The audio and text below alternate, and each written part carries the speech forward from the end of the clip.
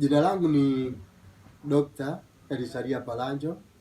Katika sehemu ya 3 ya uchambuzi wa kitabu ambacho kinaitwa Ishara za Rangi katika Unabii wa Ndoto, nitazungumzia kipande ambacho kinaonyesha au ndoto ya mtu kuota matunda yenye rangi ya kijani kuoza.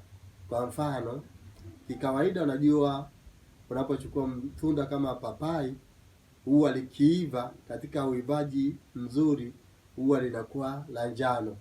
Ukichukua pia matunda kama maembe huwa yanakuwa na rangi ambayo inajulikana kwamba rangi hii ni ya tunda kuiva. Hali kadhalika ukichukua ndizi nazo zinakuwa na rangi ya njano katika kuiva. Lakini unapoota tunda lenye rangi ya kijani kuoza, maana yake ni nini?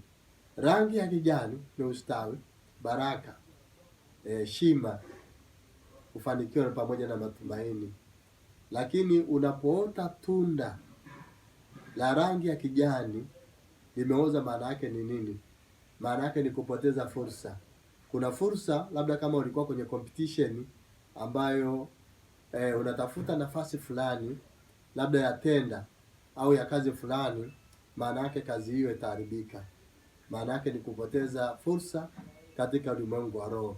Na hiyo unaweza kusoma katika kitabu cha Wagalatia mlango wa 6 na mstari wa 7. Unapoota ndoto ya namna hii, ni nyakati ambazo unatakiwa usimame katika maombi, kuomba na kuomba Mungu akupe rehema na neema, kwa sababu nyakati ambazo unazikabili, ibilisi shetani amekusudia kuharibu zile fursa zote ambazo zinaletwa mbele yako. Asante.